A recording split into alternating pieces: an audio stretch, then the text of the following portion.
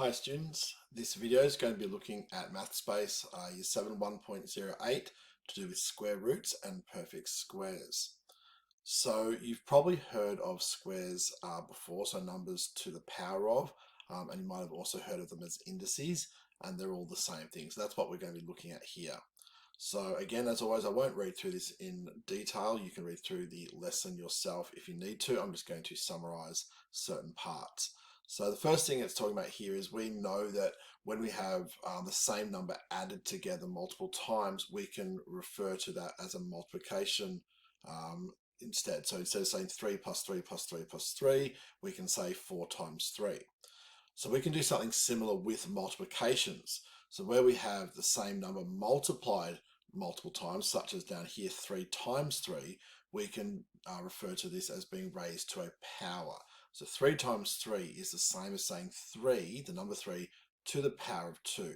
And that power, that number up the top here, just talks about how many times that number is multiplied by itself. So having a 2 up the top simply means that the number 3, the big number, is multiplied by itself 2 times. So we can read that as 3 to the power of 2, the power being up the top, or 3 raised to the power of 2, or often we just refer to it as 3 squared, because if you look at a picture of them such as these here, they seem to make square shapes, okay? We can also sometimes refer to something that is to the power of 2 as being a perfect square. So you might hear that term being used as well. So numbers that are a square, so something to the power of 2, can be referred to as a perfect square again, because they make this nice pattern down here. So it's reasonably straightforward. To work it out, again, we're just going to be concentrating in this chapter, I believe, with things to the power of 2, also things that are squared. We're not going to be being cubed, which is the power of 3, or 4, or 5, etc. We're just going to be concentrating on things that are squared. Okay, so for example, here's a few of them. So 1 to the power of 2 means 1 times 1, so it's multiplied by itself twice. That's what the 2 means. 2 to the power of 2 means 2 multiplied by 2. 3 to the power of 2 means 3 times 3, and so on. Okay, so after that, it's very easy, of course, to work out what the actual answer is. You can do that yourself, 4 times 4, for example, with your times tables. Or, of course, if their numbers are bigger, you might either do a vertical algorithm, or in some cases, it might be relevant or appropriate to use your calculator.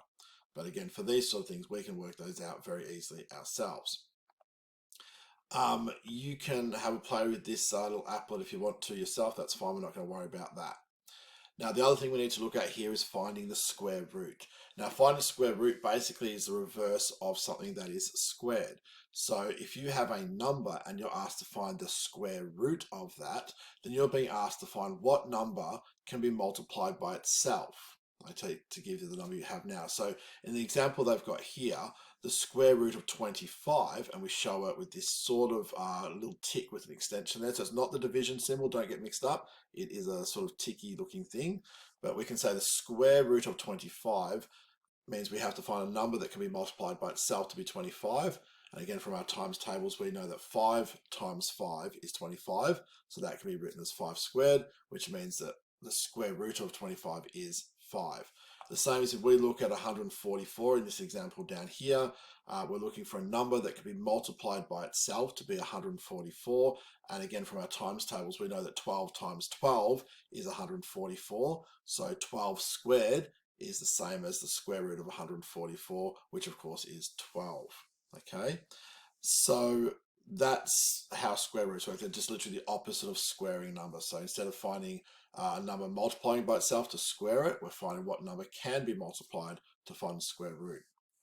Now, as we have done in the past, we're going to now have a look and practice these sample questions down here. So let's try out these and see what we can do. So the first one simply says evaluate 6 to the power of 2, or 6 squared.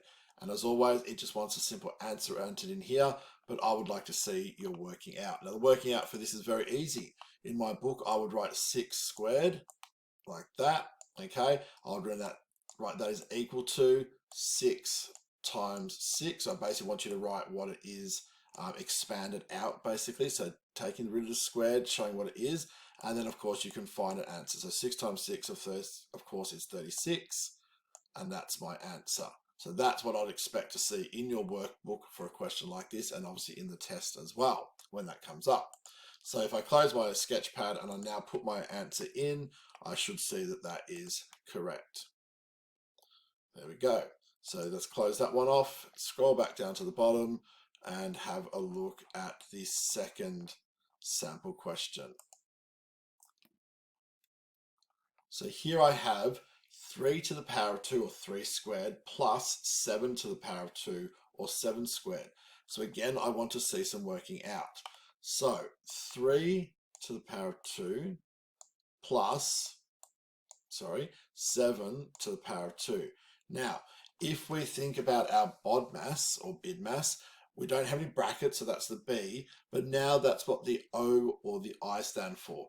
Ordinal, indices, powers, they're all the same, okay? We just don't put a P there because it doesn't make sense. So BIDMAS, BODMAS. So with no brackets, the next thing we work out is these powers. So this is equal to 3 times 3, so we're expanding out what the power is, plus 7 times 7. That's what that means, okay? Now we're going to solve it left to right as always, so we're going to do this multiplication first. So 3 times 3 is 9. I still technically have plus 7 times 7. Again, following our BID or BODMAS, we've solved this part. We're not doing the addition yet because we haven't, not up to that. We have to do this multiplication. So now we're going to have 9 plus the answer of 7 times 7, which of course is 49. And now we can do the final addition, which is 9 plus 49 is going to be 58. Okay, so that's my final answer. So again, I expect to see all of this sort of working out in your books. So write down the original question so you can see it. Expand out the powers to what they would be, 3 times 3 and 7 times 7. Then solve the left-hand multiplication if you need to, solve any other multiplications, and then work through your additions, subtractions, etc., just following your normal BID or BODMAS that you are familiar with. So if we close that one off and type our answer in, we again should see that is correct. Very good. And finally, we will go down and try the final example from this set, and we'll put that in here. So again, it's just about following our processes. So here we have 6 squared plus 8 squared, and then that whole thing, we need to find the square root of it. So again, let me get my sketch pad to write it out. So 6 squared plus 8 squared. Again, sorry about my writing. And then that whole thing is in a square root. That is very badly drawn, I apologize. So again, we need to solve the inside of the square root first to get one number before we can find out what it is that way. Now, there is another way we can do this, but I'm not going to demonstrate that today. I just want you to start by solving the equation first. So what we end up with, this is going to be equal to the square root of 6 times 6, all right, plus 8 times 8. So we've just expanded out what the squares mean. So now we can do the square root of, we solve the 6 times 6 first, which is 36, plus, again, we'll do one step at a time, so we're going to keep the 8 times 8 there for the moment. Now we're going to solve that, so we've got the square root symbol still, 36 plus 8 times 8, we solve that now, which is 64, okay, which now we can solve the addition, so 36 plus 64 is 100, and now we're at a point where we can simply find the square root of 100. So we need to work out what number multiplies by itself to give us 100, and of course we know what that's going to be from our times table. I'm just going to draw a little arrow up here because I've run out of space. Okay, so the square root of 100 is equal to 10, because we know that 10 times 10 would give us 100. Okay, so that is all the working out that I'd like to see in your books to solve this question.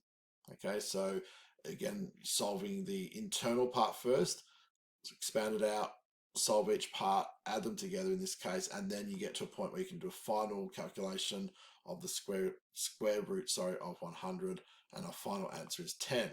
So let's put that answer in, and there we go, we are correct. Okay, so we can close that off. So that's basically what you're going to be doing in these questions. Again, please work through the questions that have been assigned to you. If you're having trouble either in class, make sure you're asking for help. And if it's outside of class, please get in contact as soon as you can so we can hopefully arrange a way to help you. But it's a reasonably straightforward chapter. It just requires you to really expand out the square into a number multiplied by itself, because we are only looking at squares at this point. Later on we will add other powers in there such as cubed and so forth. But for now we're just focusing on squares, and to go along with that, of course, we can focus on square roots as well. So good luck with them. Remember to do all your working out, and as I said before, if you have any questions, please make sure you're asking for help.